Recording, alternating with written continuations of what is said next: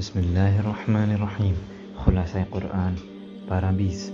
اللہ کی نشانیوں پر ایمان لاؤ۔ ساری کائنات میں پھیلی ہوئی نشانیاں پکار رہی ہیں کہ اس کائنات میں کوئی اللہ کا ساجی نہیں ہے۔ اللہ کے ساتھ کسی کو شریک نہ بناؤ، اچھے کام کرو اور برے کاموں سے دور رہو۔ یقین رکھنے والوں کے لیے اس قرآن میں ہدایت ہی ہدایت اور رحمت ہی رحمت ہے۔ قرآن پاک یہ بھی بتاتا ہے کہ انسانوں نے کہاں کہاں حق بات سے کنارہ کشی کی ہے۔ اللہ پر بھروسہ رکھو اور یقین رکھو کہ جب تک تم قرآن کو تھامے ہوئے ہو، صحیح راستے پر ہو۔ اس رب کی بندگی کرو جو مکہ شہر کا رب ہے، جس نے اس شہر کو محترم بنایا ہے اور جو ہر چیز کا مالک ہے۔ اس کے فرما بردار بن کر رہو، قرآن سناتے رہو۔ تمہارا کام لوگوں کو برے کاموں کے برے انجام سے خبردار کر دینا ہے۔ اللہ کی حمد بیان کرتے رہو اور اس کی نشانیوں سے آنے والی صداؤں کو غور سے سنو۔ اللہ تمہارے کاموں سے غافل نہیں ہے، تم بھی اس سے غافل نہ رہو۔ اللہ کی زمین میں رہتے ہوئے سرکشی نہ کرو، فساد نہ پھیلاؤ، انسانوں کو غلام نہ بناؤ اور انسانوں پر ظلم و ستم نہ ڈھاؤ۔ اللہ کی نظر میں یہ سب بہت سنگین جرم ہے۔ اس غلط فہمی میں نہ رہو کہ ظلم کی چکی سدا چلتی رہے گی۔ فرعون اور حامان اور ان کے لشکر کے انجام سے سبق حاصل کرو اور ظلم سے باز آ جاؤ، ورنہ اللہ کی مار اس طرح پڑے گی کہ تم سوچ بھی نہیں سکتے۔ جن لوگوں کو کمزور اور بے بس کر کے غلامی اور محکومی کی زندگی پر مجبور کیا جا رہا ہے، وہ اللہ کی مدد سے مایوس نہ ہوں۔ وہ محکومی کو اپنی قسمت سمجھ کر آزادی سے مایوس نہ ہو جائیں، اللہ سے تعلق مضبوط رکھیں۔ اللہ کو منظور ہوگا تو وہ ضرور محکومی کی ذلت سے باہر آئیں گے اور انہیں زمین میں اقتدار اور عزت کی زندگی حاصل ہوگی۔ زندگی کو اچھے کاموں سے سجاؤ۔ جو لوگ اپنی زندگی میں اچھے اچھے کام کرتے ہیں، اللہ انہیں حکمت اور علم سے نوازتا ہے۔ جب کبھی تم سے کوئی غلطی ہو جائے تو سمجھ جاؤ کہ اس کے پیچھے شیطان کا ہاتھ ہے، وہ تمہیں غلطی میں ڈال کر اپنی دشمنی نکال رہا ہے۔ دوسروں کے ساتھ زیادتی ہو جائے تو یہ سمجھو کہ تم نے اپنے ساتھ زیادتی کی ہے۔ غلطی کا احساس ہوتے ہی اللہ سے مغفرت طلب کرو۔ اللہ کی بخشی ہوئی دولت اور طاقت سے حق کا ساتھ دو، کبھی بھی مجرموں کا ساتھ نہ دو۔ زندگی کے ہر موڑ پر دعا کرتے رہو کہ اللہ تمہیں صحیح راستے پر قائم رکھے۔ جب کسی پریشانی میں پھنس جاؤ تو اللہ سے خیر کی دعا کرو۔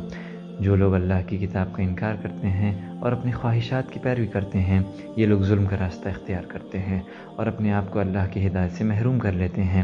کچھ لوگ اللہ کی کتاب کو دیکھتے ہی پہچان لیتے ہیں کہ یہ ان کے رب کی طرف سے آئی ہوئی ہدایت ہے۔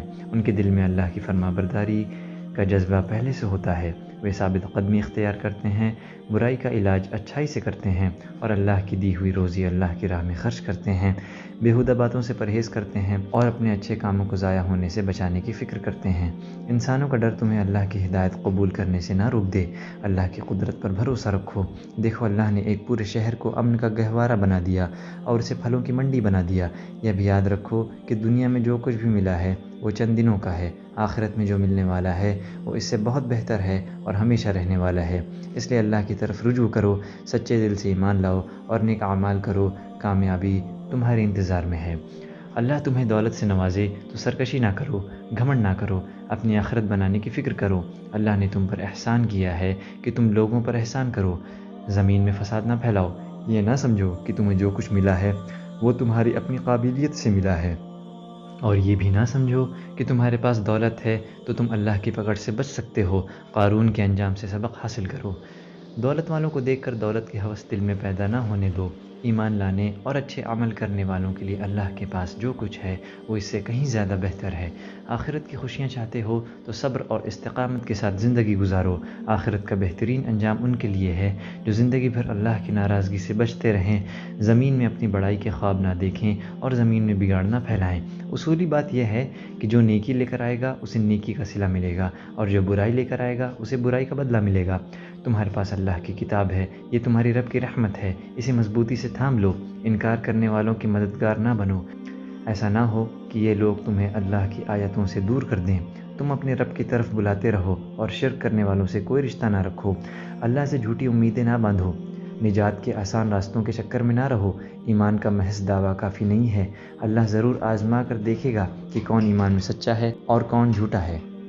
اپنے ایمان کو سچا ثابت کرنے کی فکر کرو۔ یہ نہ سمجھو کہ برے کام کر کے اللہ کی پکڑ سے بچ جاؤ گے۔ جو غلط اندازے قائم کرے گا وہ بعد میں پچھتائے گا۔